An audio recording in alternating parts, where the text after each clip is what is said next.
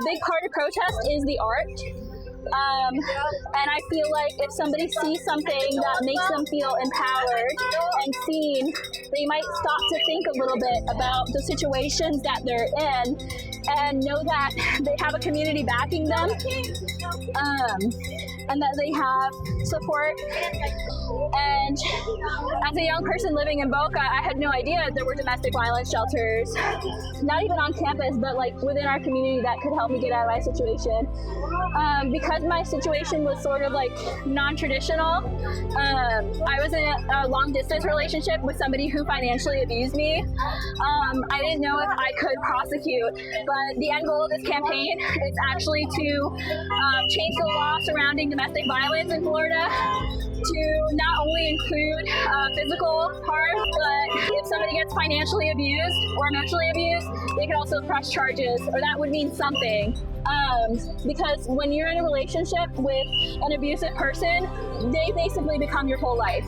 So if I can help domestic violence victims gain a little bit more of their humanity back, that would mean the world to me. At a recent Indivisible Boca Raton protest, we were joined by Isadora from Youth Action Fund, an organization working to engage and empower young people on critical issues. She stopped by our protest and shared her perspective on why this work matters, why young people are stepping up to lead, and what it looks like when a community decides to show up together. What Isadora represents is something our community needs to see more of, the next generation refusing to be silent about a problem that has touched every age group, every neighborhood, and every kind of family. In the video in this post, she speaks about something many people don't think of when they hear the words domestic violence, financial abuse, emotional control, and the quieter, less visible forms of coercion that can trap a person in a dangerous relationship just as effectively as physical force.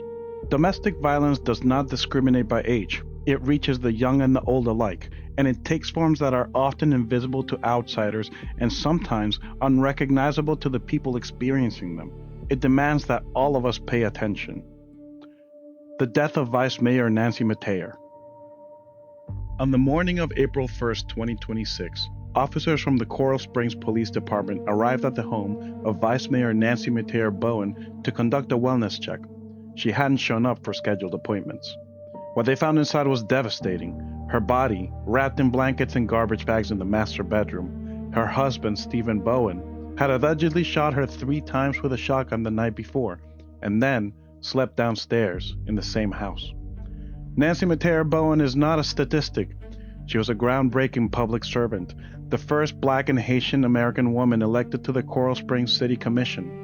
She was an environmental scientist, a community advocate, and a rising force in Florida Democratic politics. She had been appointed vice mayor in 2025, had helped lead voter mobilization efforts for the Kamala Harris presidential campaign, and was being discussed as a potential congressional candidate. She was by all accounts the light in every room she entered. She was also a woman killed in her own home by her own husband.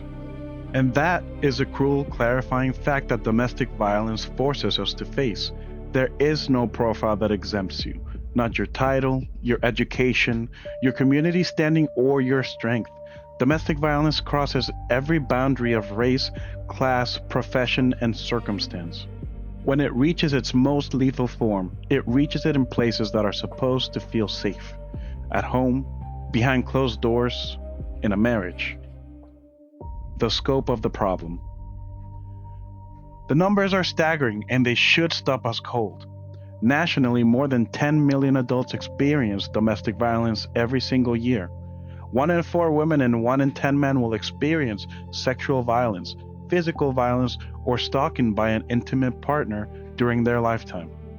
According to the CDC, over half of all female homicide victims are killed by a current or former male intimate partner. Female homicide victims are twice as likely as male victims to be killed by an intimate partner. What those numbers don't fully capture is how much abuse never involves a raised fist. Research estimates that economic abuse is present in roughly 95% of violence cases. For many victims, it's not physical danger that keeps them trapped. It's the fact that their partner controls every dollar, has destroyed their credit, or has left them with no financial footing to leave. Physical violence is the form of abuse that gets reported. Financial abuse, emotional manipulation, and coercive control are the forms that keep people from ever making that call. In Florida, the picture is no less alarming. In 2020 alone, more than 106,000 crimes of domestic violence were reported to Florida law enforcement, resulting in over 63,000 arrests. And those are only the reported cases. Research consistently shows that only about 1 in 7 domestic violence incidents is ever brought to the attention of law enforcement. The true scale of what is happening in our neighborhoods, our apartment complexes, and our quiet suburban streets is almost certainly far worse than any official count captures. Here in South Florida and Palm Beach County, the crisis is real and it's close. Aid to Victims of Domestic Abuse, or AVDA, the organization serving domestic violence survivors in our area, sheltered thousands of survivors and their children in recent years, logging tens of thousands of hotline calls and providing hundreds of thousands of advocacy hours. That volume of need does not happen in the abstract. It happens in houses and apartments near you and me, to people we may know. Abuse does not always leave a mark. One of the most important things Isadora raises in her remarks is the gap between how most people picture domestic violence and what it actually looks like in practice. The image most of us carry is physical: a bruise, an injury, a visible sign of force. The reality is that the most effective tools of abuse often leave no physical mark at all. Financial abuse is one of the most common and least recognized. It involves one partner using money and economic resources as instruments of control. This can mean preventing a partner from working or sabotaging their employment. It can mean taking complete control of bank accounts, demanding receipts for every purchase, and giving an allowance like a child. It can mean running up a debt in a partner's name, ruining their credit, or taking out loans without their knowledge. It can mean spending money the household needs for basic necessities or forcing a partner to sign over assets. The goal in every case is the same: to create financial dependency so complete that leaving becomes practically impossible. Emotional and psychological abuse follows a similar logic. Isolation from friends and family, relentless criticism, gaslighting, threats, and the systematic erosion of a person's self-worth are all forms of control that can operate for years before or entirely without any physical violence. Because these forms of abuse do not produce visible injuries, they're harder to report, harder to prove, and easier for everyone around the survivor to dismiss or rationalize. Digital abuse has added another layer. Monitoring a partner's phone, tracking their location without consent, and using social media to harass or humiliate are now recognized extensions of domestic abuse. An estimated 70% of domestic violence survivors report being monitored through phones, GPS, or social media. Naming these forms of abuse matters. A person who's never been hit but lives in constant fear of their partner's financial control, emotional cruelty, or digital surveillance is experiencing domestic violence. They deserve to be seen, believed, and supported in the same way any survivor does. This is a multi-generational problem.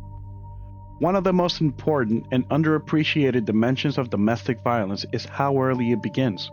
Research shows that over 70% of women and over 60% of men who experience intimate partner violence first experienced it before the age of 25.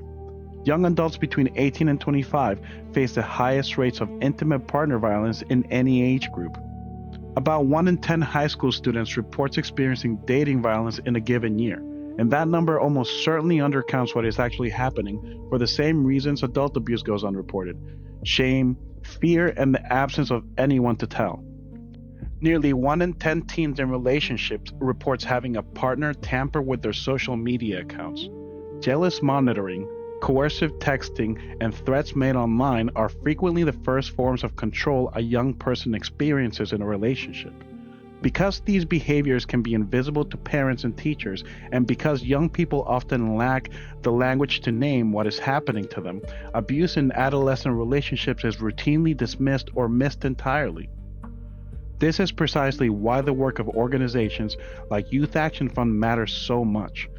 The patterns that lead to intimate partner violence in adulthood are often established in the teenage years.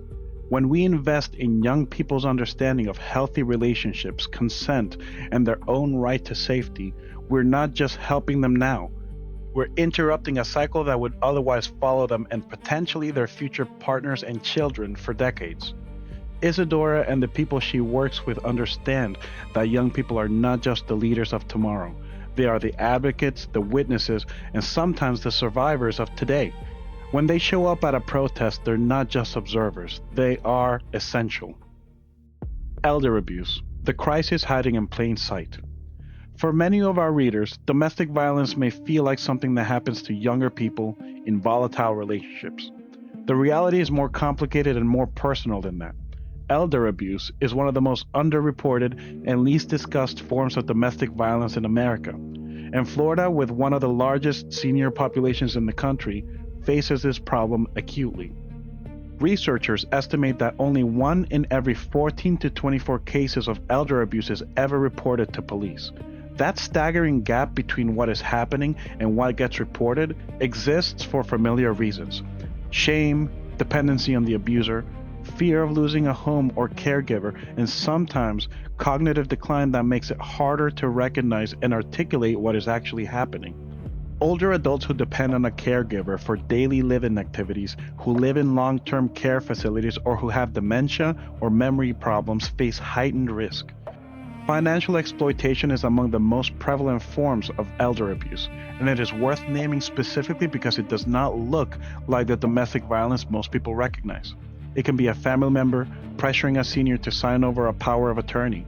It can be a caregiver or a partner stealing from a bank account in small incremental amounts that are easy to miss. It can be a debt accumulated in a senior's name without their knowledge, a home signed away under pressure, or a lifetime of savings drained by someone the victim trusted completely. Financial abuse of older adults cost Americans an estimated $2.6 billion to $36.5 billion annually, and that figure almost certainly undercounts what is actually happening. Emotional abuse of older adults is equally common and equally invisible. An older person whose partner or caregiver belittles them, isolates them from friends and family, threatens to place them in a facility, or withholds care as a form of punishment is experiencing abuse. Neglect, whether by a partner or a paid caregiver, is also legally recognized as abuse in Florida. Because older adults often grew up in an era when family matters were handled privately and kept out of public view, many older victims may not recognize what is happening to them as abuse, or may not believe that outside help is available or appropriate. It is. The law is on their side, and so is this community. This is not a distant problem. It is happening in our own neighborhoods. Recognizing the signs in a neighbor, a friend, or even yourself, and knowing where to turn can be the difference between continued suffering and a path towards safety. The warning we keep missing. One of the most painful truths about intimate partner homicide is that it rarely comes without warning signs. Signs that may be invisible to the outside world or dismissed or rationalized away. A home where any family fight has turned physical is approximately 5 times more likely to become the scene of a homicide. Victims who are ultimately killed by a partner often carry the weight of a long pattern of abuse, coercive control, and escalating danger. The Metayer Bowen case is still being investigated, and the full picture of what happened inside that marriage is not yet public. What we do know is that Stephen Bowen told a family member he couldn't take it anymore, and that he made that statement as an explanation for murder. Those words highlight something important: the normalization of grievance, the privatization of violence, the belief that intimate partners can be controlled, punished, or silenced when they no longer comply with what a partner demands.